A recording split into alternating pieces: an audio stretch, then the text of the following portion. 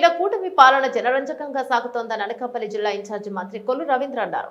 అనకాపల్లి జిల్లా పాయకరావుపేట నియోజకవర్గంలోని ఎస్రాయవరం మండలం అడ్డరోడ్డు జంక్షన్ లో హోంమంత్రి వంగనపూడి అనిత ఆధ్వర్యంలో నిర్వహించిన తెలుగుదేశం పార్టీ జిల్లా స్థాయి మినీ మహానాడుకు మంత్రి ముఖ్య అతిథిగా హాజరయ్యారు. సందర్భంగా మంత్రి కొల్లు రవీంద్ర మాట్లాడుతూ గత వైసీపీ 5 ఏళ్ల పాలనలో రాష్ట్రం అధోగతి పాలైందని, జగన్ రాష్ట్రానికి పట్టిన శని అని ధ్వజమెత్తారు. వైసీపీ అవినీతి అక్రమాలతో విసుగు చెందిన ప్రజలు గత ఎన్నికల్లో కూటమికి ఘన విజయం చేకూర్చారన్నారు. కూటమి ప్రభుత్వం అన్ని వర్గాల ప్రజలకు సంక్షేమ పథకాలు అందించడంతో పాటు రాష్ట్రంలో అభివృద్ధి పనులు వేగంగా జరుగుతున్నాయన్నారు. ఇక ప్రభుత్వ ప్రైవేటు రంగంగా పరిశ్రమల ఏర్పాటుకు కూడా పెద్ద ఎత్తున పెట్టుబడులు వస్తున్నాయని, వీటి వల్ల లక్షల మందికి ఉద్యోగోపాధి అవకాశాలు లభిస్తాయని మంత్రి చెప్పారు. జిల్లాకు చెందిన ఎమ్మెల్యేలు నియోజకవర్గాల ఇన్ఛార్జీలను ముఖ్యమంత్రి చంద్రబాబు వద్దకు తీసుకెళ్లి జిల్లాలో మరిన్ని అభివృద్ధి పనులు చేపట్టే విధంగా కృషి చేస్తానని మంత్రి కొల్లు రవీంద్ర టీడీపీ శ్రేణులకు హామీనిచ్చారు.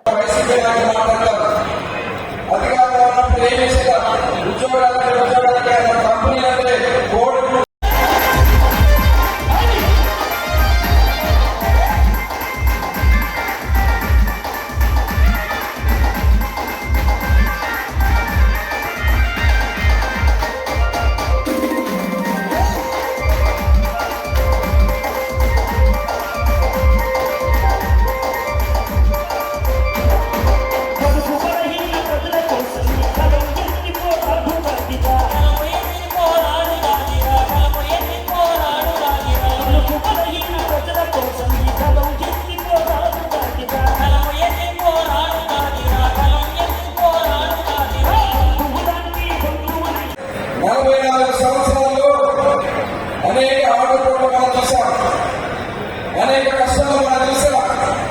కానీ ఎప్పుడు తెలుగు జాతి గౌరవం కోసం మాత్రమే పనిచేసింది తెలుగుదేశం పార్టీ.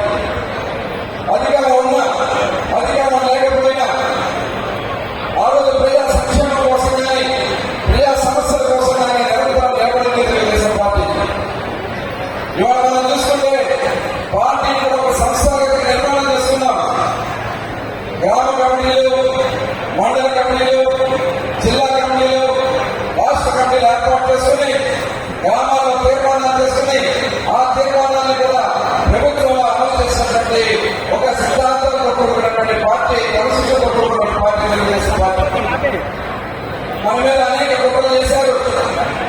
ఆనాడు అన్నగారిని మరి వక్లాప్ చేసేటువంటి పరిస్థితి ఉంటే ప్రజలు కూడా మళ్ళీ తిరిగి అన్నగారిని ముఖ్యమంత్రిగా కూర్చోబెట్టినటువంటి సందర్భం. జిల్లా అభివృద్ధిలో చేపట్టాల్సినటువంటి కార్యక్రమాల మీద నమ్మకాన్ని ముఖ్యమంత్రిగా తప్పకుండా ఈ జిల్లాని ముందుకు నడిపిస్తామని సమయంగా తెలియజేసుకుంటూ దయచేసి మనమంతా కూడా ఆలోచన చేయాలి. ఇవాళ ఒక దుర్మార్గమైనటువంటి వ్యక్తి, అతను ప్రతిపక్ష నాయకుడు కాదు, విపక్ష నాయకుడు, ఈ రాష్ట్రానికి పెట్టినటువంటి ఒక శనిగ్రహం ఏమైనా ఉందంటే అది జగన్మోహన్ రెడ్డి అనే విషయాన్ని ఈ సందర్భంగా తెలియజేస్తాను. 5 ఏళ్ళు ఇష్టారాజ్యంగా వచ్చినారు. ఇక్కడ పెద్దలు చెప్పారు ఏ రకంగా బంగారంగా డబ్బులు మార్చుకున్నారు, ఎక్కడెక్కడ ఆస్తులు చేసుకున్నారు, ఎక్కడెక్కడ దోపిడీ చేస్తారు, అన్ని కూడా మనకు తెలిసిన ఒక్కొక్క కుంభకోణాలు బయటకు వస్తున్నాయి. ఇవాళ గతంలో జరిగినటువంటి అనేక సందర్భాల్లో అవినీతి జరిగినా, అక్రమాలు జరిగినా పోరాటం చేసింది తెలుగుదేశం పార్టీ. ఒకసారి మీ అందరూ గుర్తు చేసుకోవాలి. 12 సంవత్సరాల క్రితం రాజశేఖర రెడ్డి గారు ముఖ్యమంత్రిగా ఉన్నప్పుడు ఓబులాపురం గనుల్లో దోపిడీ జరుగుతుంది, అక్రమంగా దోపిడీ జరుగుతుందని చెప్పి పోరాటం చేసి అక్రమ కేసులు పెట్టారు. 12 సంవత్సరాల తర్వాత మళ్ళీ అదే ఎవరైతే గాలి జనార్దన్ రెడ్డి చంద్రబాబు నాయుడు గారి మీద, మన మీద తెలుగుదేశం పార్టీ భూస్థాపితం చేస్తామని చెప్పిన వ్యక్తికి ఆలస్యమైనా కానీ 12 సంవత్సరాల తర్వాత తిరిగి శిక్ష పడిందంటే అది తెలుగుదేశం పార్టీ పోరాట స్ఫూర్తి కాంగ్రెస్ పార్టీని ఆంధ్ర రాష్ట్రం లేకుండా మరి భూస్థాపితం చేసినటువంటి చరిత్ర ఒక ఆంధ్ర రాష్ట్రం తెలుగుదేశం పార్టీ నాయకత్వంలో ఉంది. ఇవాళ మరి 2014-15 అనేక సంక్షేమ అభివృద్ధి కార్యక్రమాలు చేశారు. ఈ రాష్ట్రాన్ని రాజధాని కోరుకునేటువంటి రాష్ట్రానికి అమరావతికి రాజధాని పనులు స్టార్ట్ చేశాం, పోలవరం పనులు స్టార్ట్ చేశాం, అన్ని ప్రాంతాల్లో సమూహంగా నిర్మాణం చేశాం. కానీ దుర్మార్గమైనటువంటి ఆలోచనతో కులాలని, మతాలని, ప్రాంతాలని చిచ్చు పెట్టి రాష్ట్రాన్ని విడగొట్టినా అధికారంలోకి వచ్చినటువంటి జగన్మోహన్ రెడ్డి తెలుగుదేశం పార్టీ నాయకత్వాన్ని మరి సమూలంగా తీసుకెళ్లాలని ప్రయత్నం చేసినటువంటి సందర్భంలో అనేక కేసులు పెట్టారు, అనేక మందిని దాడులు చేశారు.